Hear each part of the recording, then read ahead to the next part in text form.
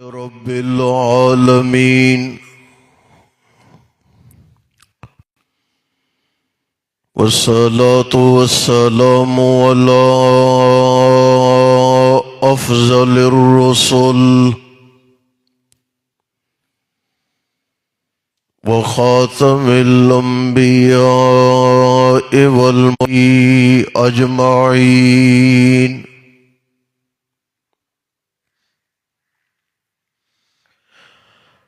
أما بعد فأعوذ بالله من الشيطان الرجيم.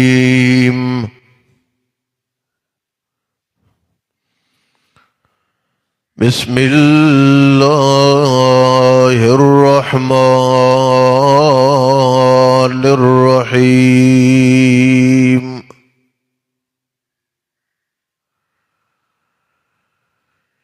إن الدين عند الله الإسلام.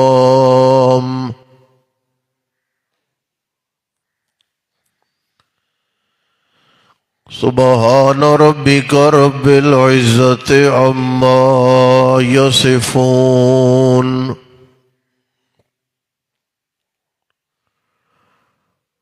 وسلام على المرسلين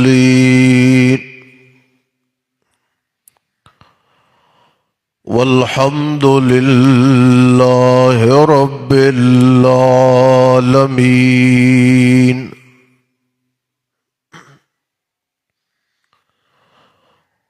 اللهم صل على محمد وعلى آل محمد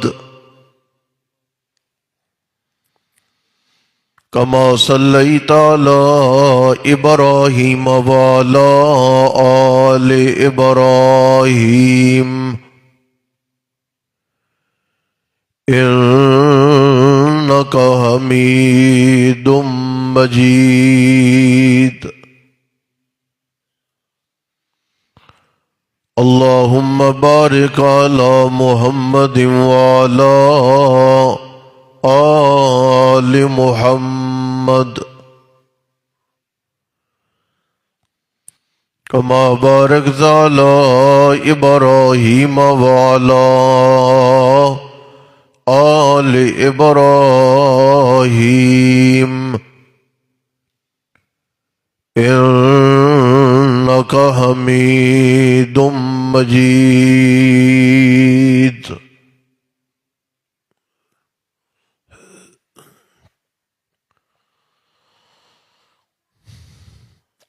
کائنات جب سے بنی ہے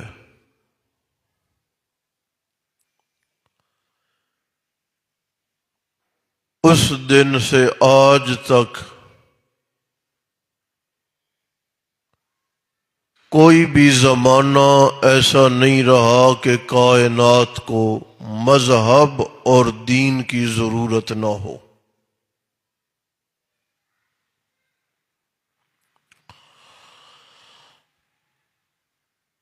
زندگی کے ایام گزارنے کے لیے مذہب ضروری ہے.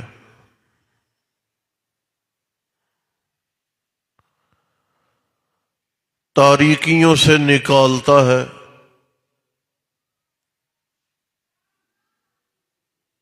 غافل کو باخبر کرتا ہے،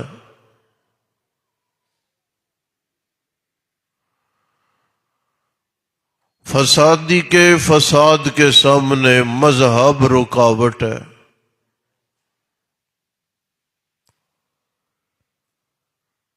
ظالم کو ظلم سے جتنا مذہب روکتا ہے اتنا کوئی اور روک نہیں سکتا.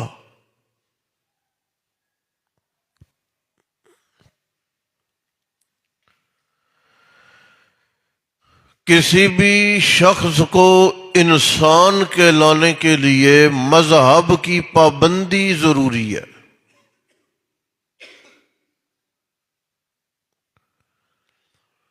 مذہب سے کنارہ کش،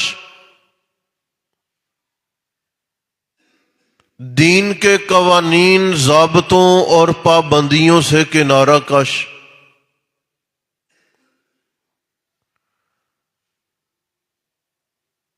پھر انسان اور کائنات میں پیدا کردہ حیوانات میں فرق نہیں رہ جاتا۔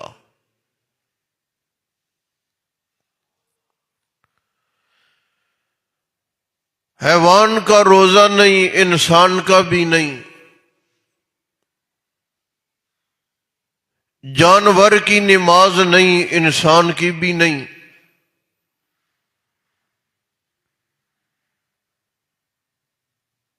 حیوان کو کسی کی تمیز اور شناخت نہیں، انسان کو بھی نہیں۔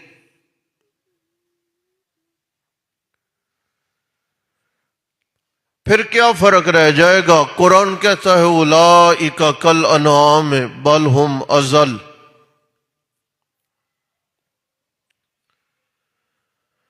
کہ اگر کوئی انسان شناخت اور تمیز کھو بیٹھے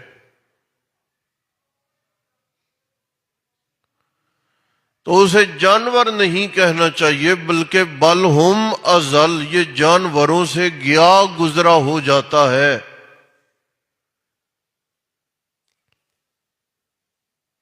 کہ کتابوں کے نزول اور پیغمبروں کی بعثت کے باوجود اسے زندگی گزارنے کا ڈھنگ نہیں آیا۔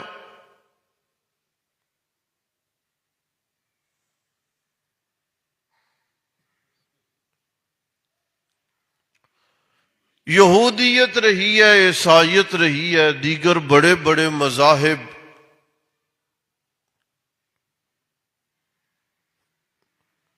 تھوڑی تھوڑی رد و بدل کے ساتھ اس کائنات میں موجود رہے ہیں۔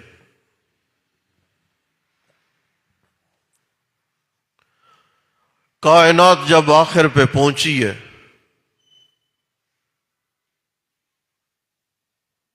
تو کائنات کو جو مذہب، دین، ضابطہ اور قانون حیات فراہم کیا گیا ہے اسے اسلام کہتے ہیں۔ ہے توجہ؟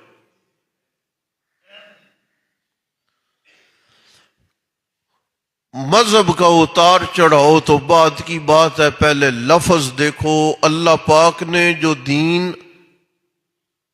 اور جو قانون اور قاعدہ نصیب فرمایا اس کا نام اسلام ہے، یعنی سلامتی۔ کیا معنی ہے؟ سلامتی۔ یعنی یہ ظلم اور جبر کی دعوت نہیں دیتا، یہ قتل و قتال کی دعوت نہیں دیتا، یہ دھوکے فراڈ کی دعوت نہیں دیتا، یہ نشے کی دعوت نہیں دیتا، یہ سود رشوت کی دعوت نہیں دیتا۔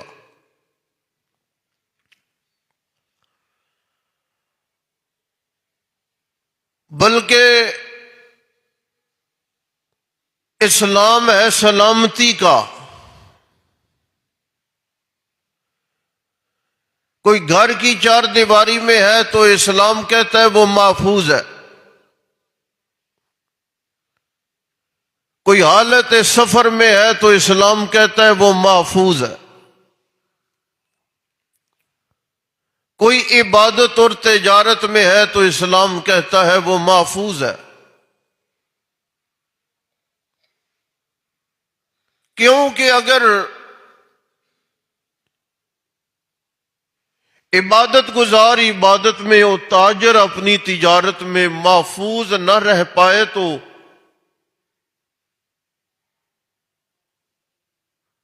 مذہب پر اعتراض اٹھیں گے، یہ کیسا سلامتی والا دین ہے سلامتی؟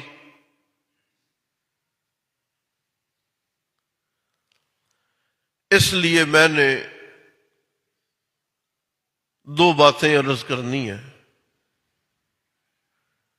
ایک بات تو یہ کہ اس دین کی اہمیت کیا ہے،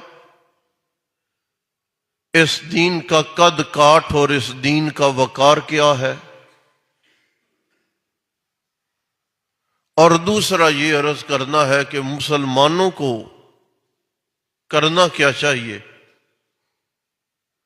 اور ہم نے اپنی روش بدل کیوں لی ہے۔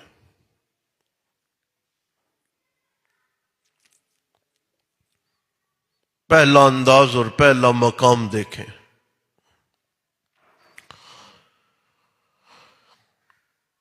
اليوم اکملت لکم دینکم واتممت علیکم نعمتی ورضیت لکم الاسلام دینا۔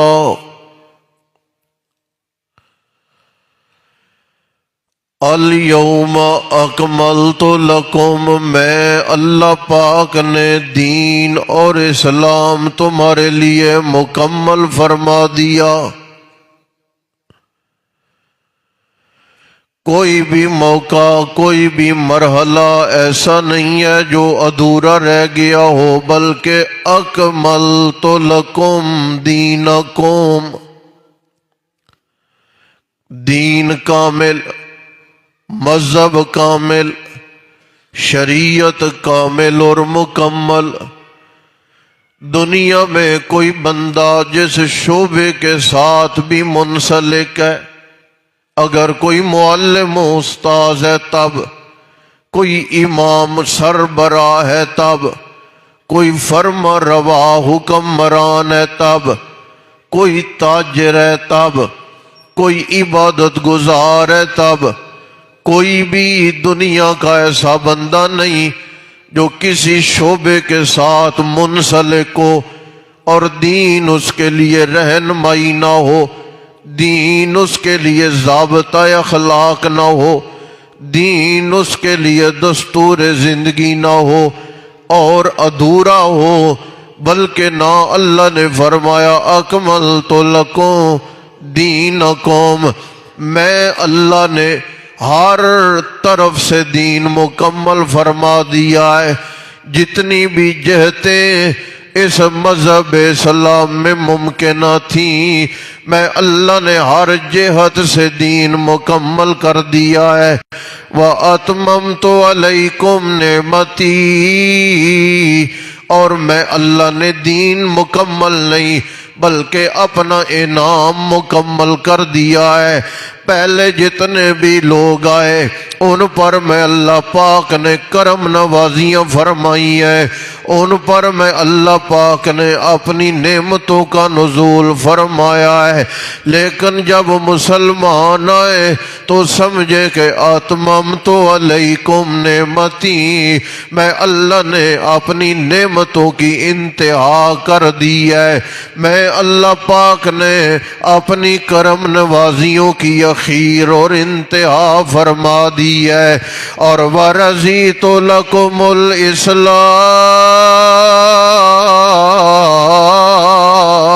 دِینًا، اب جتنے بھی مذاہب، جتنے بھی ادیان، جتنے بھی دستور اس کائنات میں موجود ہیں، ان کو میں اللہ پاک نے منسوخ فرما دیا ہے۔ ہر دستور مسترد ہو گیا ہے، ہر قانون منسوخ ہو گیا ہے۔ اب میں اللہ کی نظروں میں وَرَضِیتُ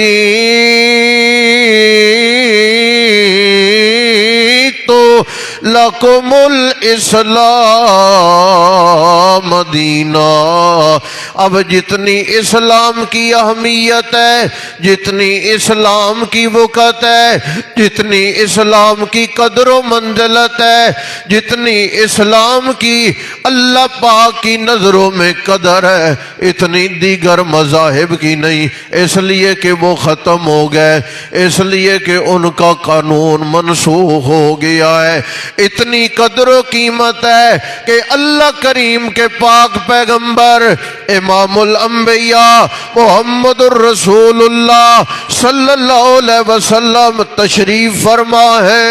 ایک بندہ رسول پاک علیہ السلام کے پاس آ کر عرض کرنے لگا، اللہ کے نبی علیہ السلام، مجھ سے ایسا گناہ ہو گیا ہے، ایسی خطا سرزد ہو گئی ہے، ایسی کوتاہی سرزد ہو گئی ہے کہ مجھے لگتا ہے معافیاں مانگتا رہ جاؤں، میں اللہ کریم کے سامنے اپیلیں کرتا رہ جاؤں، میں اللہ کریم کے سامنے منتیں کرتا رہ جاؤں، لیکن میری خطا یہ معاف ہونے میں نہیں آئے گی، میرا گناہ بخشش میں نہیں آئے گا، اللہ میری خطا کو درگزر نہیں کریں گے۔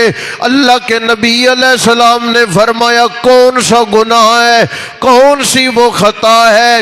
کوئی بھی گناہ ایسا نہیں جس کی معافی نہ ہو، کوئی بھی ایسی خطا نہیں جس کی معافی نہ ہو، بلکہ دنیا تو دنیا رہ گئی، آخرت میں بھی اللہ نے کئی خطائیں معاف کر دینی ہے۔ ہاں ایک خطا ہے، ایک گناہ ہے، ان اللہ لا یغفر ان یشرک بہ وَيَغْفِرُ مَا دُونَ ذَلِكَ لِمَن يَشَاءُ۔ اگر کوئی مشرک ہو جائے، اگر کوئی شرک کی غلاظت میں جا گرے، اگر کوئی کفر میں جا گرے، اگر کوئی رب کا در چھوڑ کے غیر اللہ کی پکار کرنے لگ جائے، اللہ کریم کے دروازے سے ہٹ کے اللہ کے سوا اوروں کو معبود بنا لے، اس کے بارے میں تو ہے کہ لا یغفر ان یشرک بہ، اس کو اللہ نے معاف نہیں کرنا، اس کو اللہ نے درگزر نہیں کرنا، اس کے لیے بخشش نہیں ہے۔ اس کے سوا جتنے بھی گناہ ہیں اللہ کا قرآن کہتا ہے یغفر ما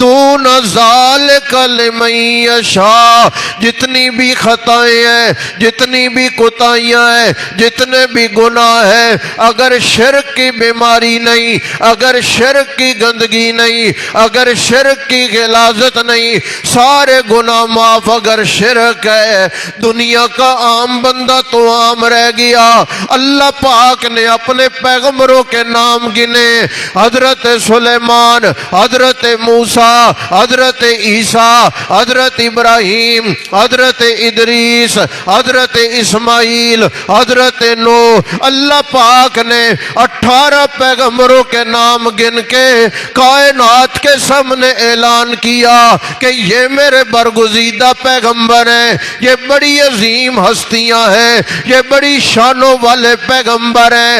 اگر ان سے گناہ ہو گیا، ان سے شرک ہو گیا، انہوں نے زندگی میں میرا در چھوڑ کے غیر اللہ کو پکارا، میں اللہ ان کے اعمال بھی برباد کر دوں گا۔ پیغمبر ہیں اپنی جگہ پر، لیکن میرا قاعدہ نہیں توڑ سکتے، میرا ضابطہ، اور یہ پیغمبر تو اللہ نے فرمایا میرے پاک پیغمبر آپ بھی سنیں، محمد الرسول اللہ سب سے زیادہ عظمت، سب سے زیادہ حیثیت، سب سے زیادہ رفعت، سب سے زیادہ بلندی، لَإِنْ أَشْرَكْتَ لَيَحْبَطَنَّ عَمَلُكَ، اے میرے نبی اگر آپ نے شرک کیا آپ کے عمل بھی برباد ہو جائیں گے، آپ کے نامہ اعمال میں بھی کچھ نہیں رہ جائے گا۔ یہ شرک کی بیماری ہے، معافی نہیں ہے، اور تو سارے گناہ۔ کہنے لگا نہیں یا رسول اللہ، پھر بھی ایسا ایک میرا گناہ ہے، ایسی خطا ہے، ایسی کوتاہی ہے کہ میں جتنی معافیاں مانگتا رہ جاؤں مجھے امید ہی نہیں کہ اللہ معاف کرے۔ اللہ کے نبی علیہ السلام نے فرمایا بیان کر اپنی کوتاہی۔ ہے توجہ؟ ذرا سنو، صحابہ کرام کی مجلس ہے، رسول پاک علیہ السلام تشریف فرمائے، اس بندے نے اپنی کہانی اور قصہ یوں سنایا، یا رسول اللہ میرا نکاح ہوا، کچھ وقت اپنی اہلیہ کے ساتھ گزار کے میں تجارت کی غرض سے دوسرے ملک اور دوسرے شہر چلا گیا۔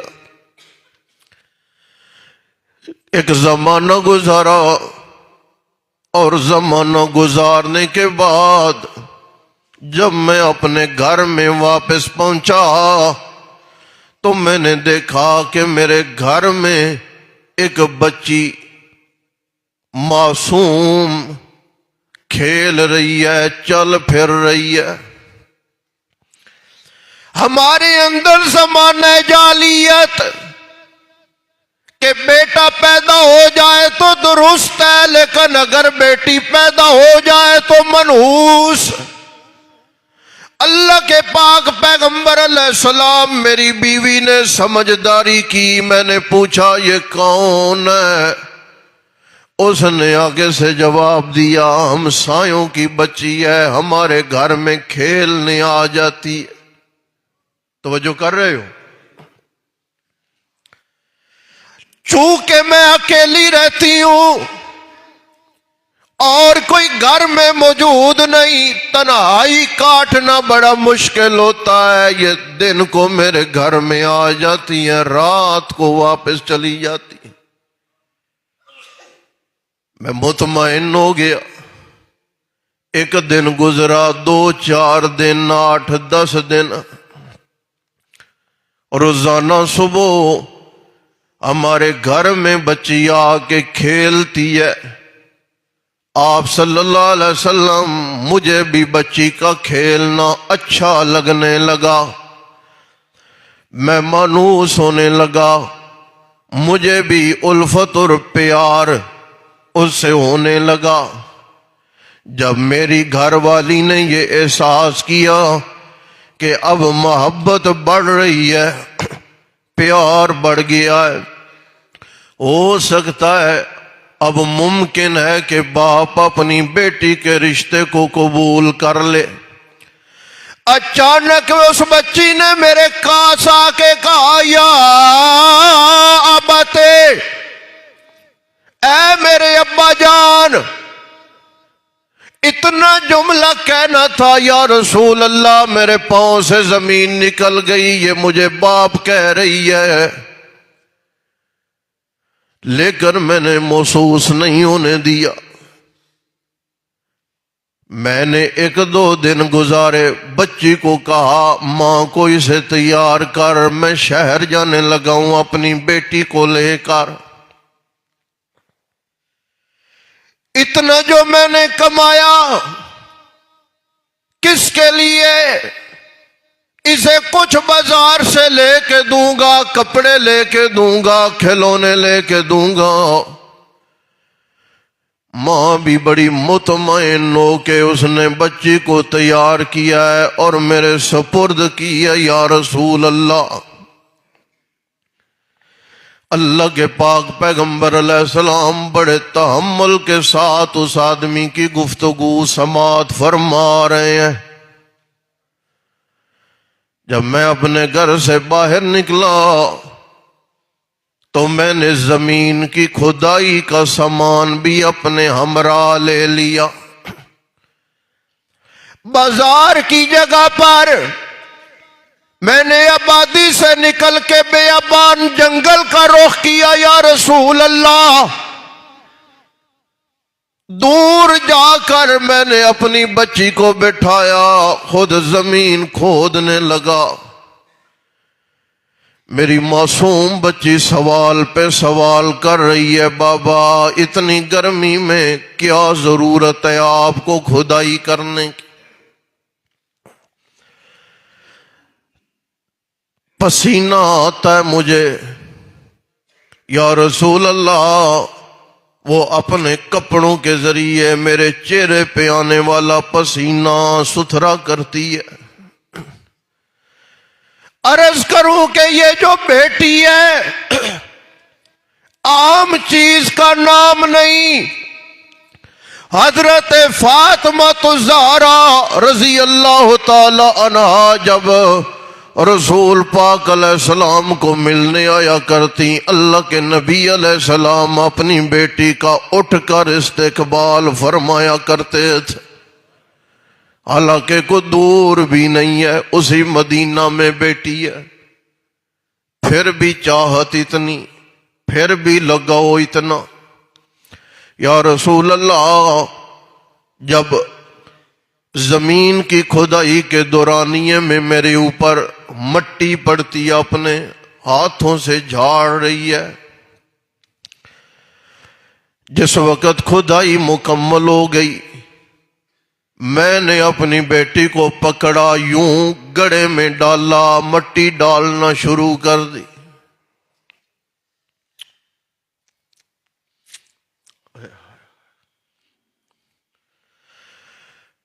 چیخ کے میری بیٹی یا رسول اللہ مجھے کہنے لگی، ابا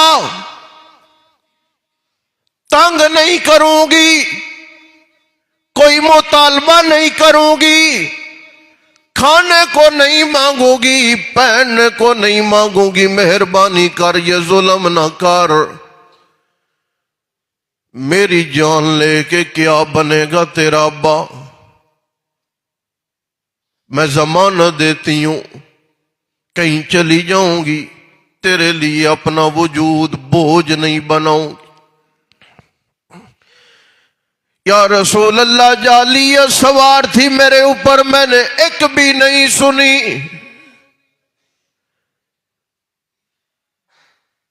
دفن کر دیا، اور دفن بھی میں نے زندہ بچی کو۔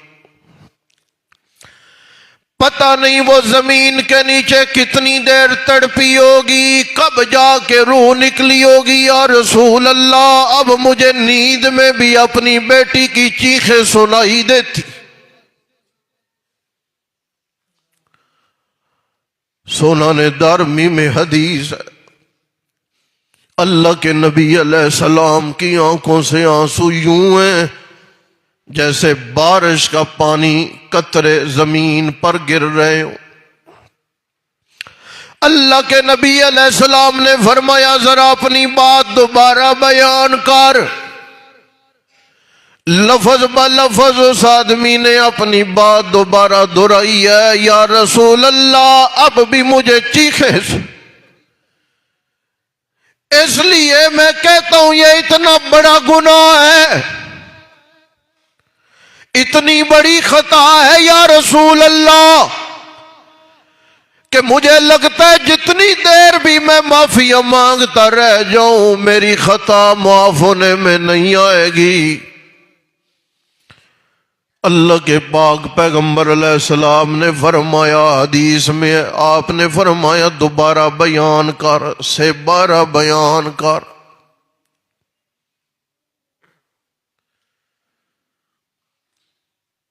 بیان اس نے کیا تیسری بار،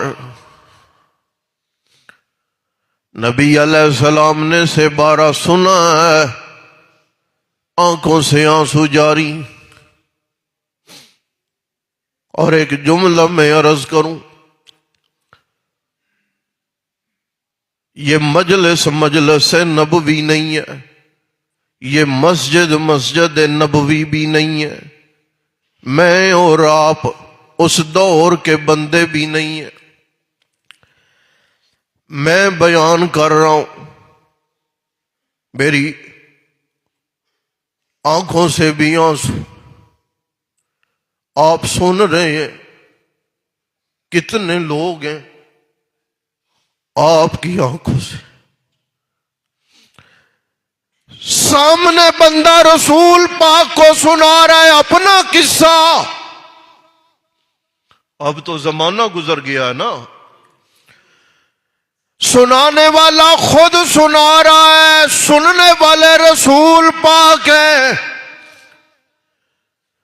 اندازہ کرے کتنا درد ہوگا بیان کرنے والے کے دل میں، کہ ابھی بھی رات کو سونے نہیں ہوتا، یا رسول اللہ چیخیں سنائی دیتی ہے۔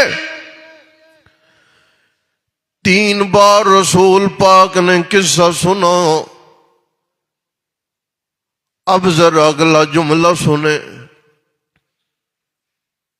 نبی علیہ السلام نے فرمایا، قال النبی صلی اللہ علیہ وسلم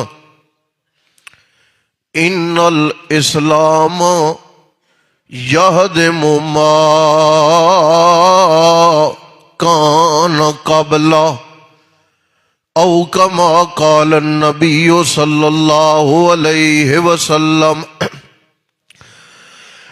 اللہ کے نبی علیہ السلام نے فرمایا اگرچہ خطا بڑی ہے، اگرچہ گناہ کوتاہی بڑی ہے، لیکن چونکہ وہ زمانہ جاہلیت تھی، اب تو نے کلمہ پڑھ لیا، میں اللہ کا پاک پیغمبر محمد الرسول اللہ تمہیں بتا رہا ہوں کہ میرے دین اور مذہب اسلام میں اللہ نے اتنا وقار، اتنی عزت رکھی ہے کہ ساری زندگی گناہوں میں گزارنے والا کلمہ پڑھ کے مسلمان ہوتا جائے، اللہ گزشتہ سارے گناہوں کو معاف فرما دیتے ہیں۔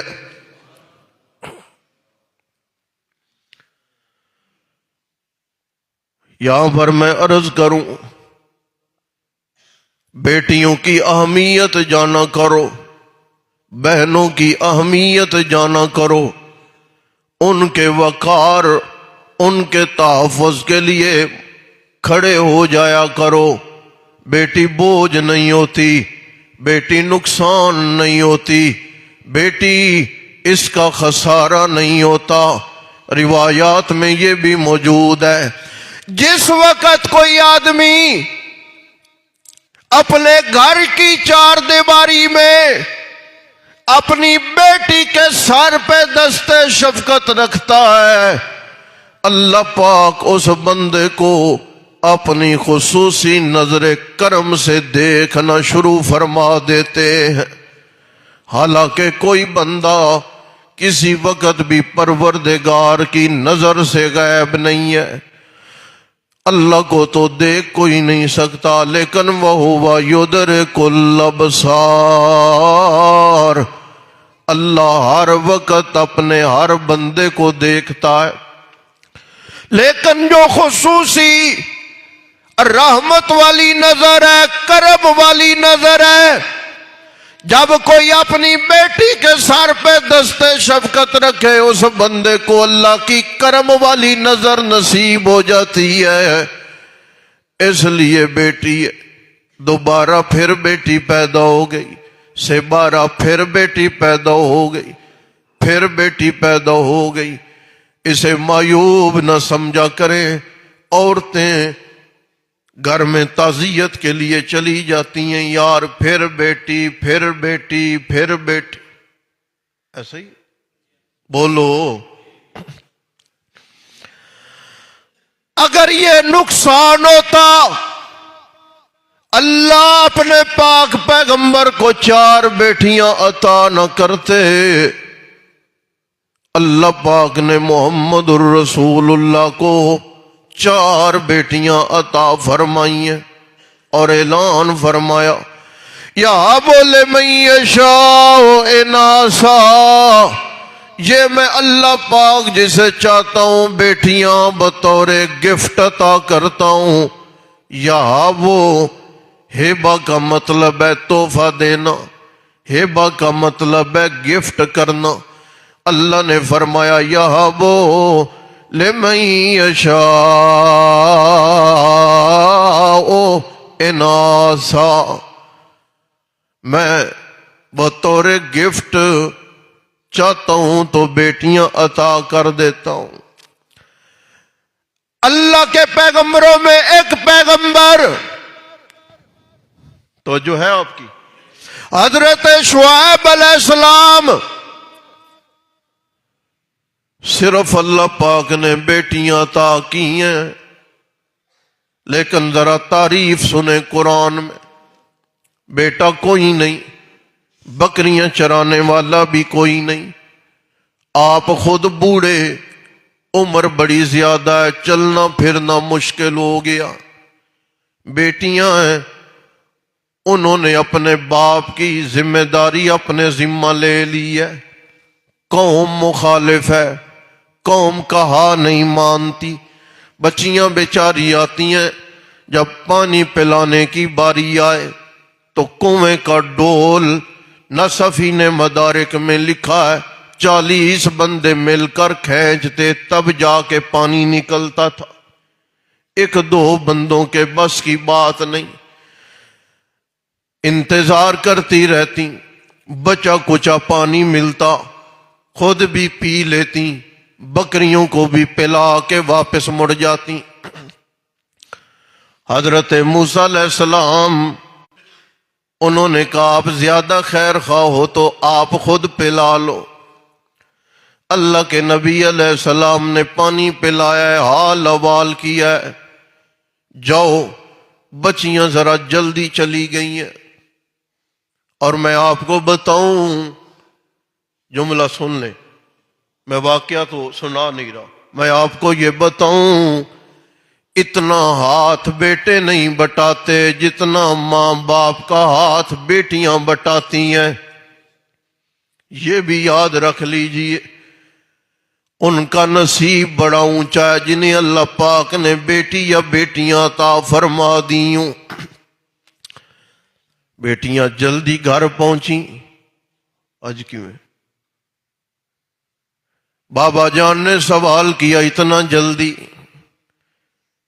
ابا جان ایک بندہ آیا ہے، اس نے آج بھلا کیا ہے، ہمیں پانی پہلے نکال کر دے دیا، بڑا عجیب آدمی ہے۔ حضرت شعیب علیہ السلام نے فرمایا جاؤ جا کر اسے بلا کے لو، مہمان ہے۔ یاد رکھیں مہمان کترانا نہیں چاہیے، مہمان سے کنارہ کش نہیں ہونا چاہیے۔ بیٹیاں گئی ہیں، اللہ کریم نے یہ قرآن میں لفظ بولے تمشی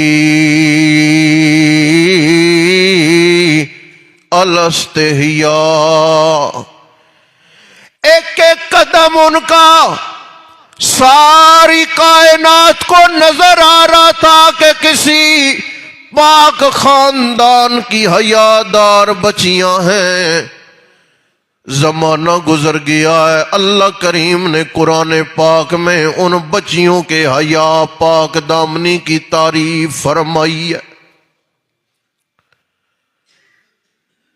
بچیاں بھی احساس کریں، اپنا کوئی عمل ایسا نہ ہو کہ بھائی کا سر نیچے ہو جائے، باپ کا سر نیچے ہو جائے، گھر والوں کا سر نیچے ہو جائے۔ ان کا عمل عبادت گزاری میں، با پردہ ہونے میں، گفتگو کرنے میں، گھر کے معاملات سنبھالنے میں۔ میں آخری جملہ کہوں، ایک بیٹی ہے، مدینہ طیبہ میں رات کا وقت ہے، حضرت امیر المومنین گشت فرما رہے ہیں، ایک گھر سے آواز آ رہی ہے یہ جو دودھ ہے اس میں پانی ملا لو۔ میں بیٹی کا کردار بتانے لگا ہوں۔ بیٹی کہتی ہے اماں جان نہیں، پانی نہیں ملا سکتی، امیر المومنین نے منع فرما رکھا ہے، ملاوٹ نہیں کرنی۔ امیر المومنین کون سا یہاں پر موجود ہے، انہیں کیسے علم؟ بیٹی کہنے لگی اماں جان امیر المومنین کو علم نہیں، لیکن امیر المومنین کا رب اور پروردگار تو ہماری ایک ایک حرکت سے واقف ہے۔ حضرت عمر فاروق رضی اللہ تعالی عنہ نشانی لگا کر واپس آ گئے۔ گھر کون سا؟ صبح کا وقت ہوا، اہلیہ کو لے کر گئے کہ میں اپنے بیٹے کے عقد کے لیے اس بیٹی کو اپنی بیٹی اور بہو بنانا چاہتا ہوں۔ کوئی مکان نہیں، جائیداد نہیں، زمینداری نہیں، اور کوئی خاندانی وقار نہیں، ایک جملہ سنا ہے کہ بیٹی دین کی پابند ہے۔ حضرت فاروق اعظم لے کر آ گئے، آپ نے فرمایا بیٹی میں تمہیں اپنی بہو اور بیٹی بنا چکا ہوں، تیرا ایک کام ہے، اور کوئی کر یا نہ کر، ایک کام ہے تیری ذمہ داری، ہر روز مجھے یہ یاد دلایا کر عمر نہیں دیکھ رہا، عمر کا پروردگار دیکھ رہا ہے۔ صرف یہ یاد کرانا تیرا کام ہے۔ اللہ اکبر۔ وقت ہو گیا جی بس، وآخر دعوانا الحمدللہ۔